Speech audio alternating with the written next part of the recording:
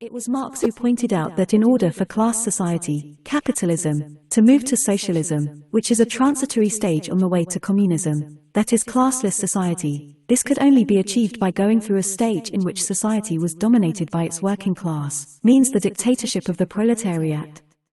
In this lecture we are going to set foot into the changing nature of human society from a Marxist-Leninist perspective and try to comprehend the rudiments of it.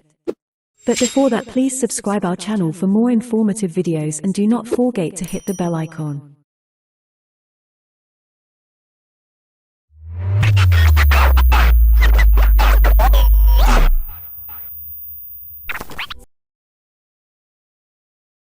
Primitive society.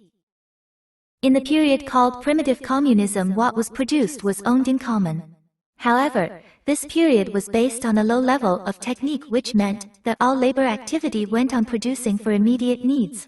As men and women developed their use of tools, began cultivating land and breeding animals, it made it possible to produce a surplus over and above immediate consumption. This involved a division of labor between the producers. In the breakup of the tribe, private property arose, vested in the heads of families who were able to gain control over the surplus. This meant production began to be concentrated in the hands of the few. Class divisions emerged.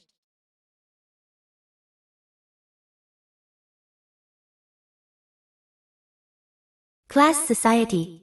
The central features of this historical development was that producers no longer owned the means of production. From this point onwards, society was based on classes with antagonistic interests, both with different relationships to the means of production. This form of exploitation has continued to change and develop throughout history. For example, the exploitation of the slave in ancient times was different from the form of exploitation of the serf in feudal times, and of the worker under capitalism. But throughout the history of class society, the common feature is that of antagonisms between groups with different relations to the means of production, on the exploitation of labor and of class struggle.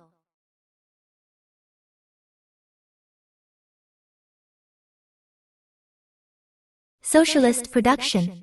The socialist mode of production represents something qualitatively different from the various modes of production that have existed since primitive communism. By ending the private ownership of the means of production and replacing it by social ownership, it ends exploitation and begins the transition to a classless society.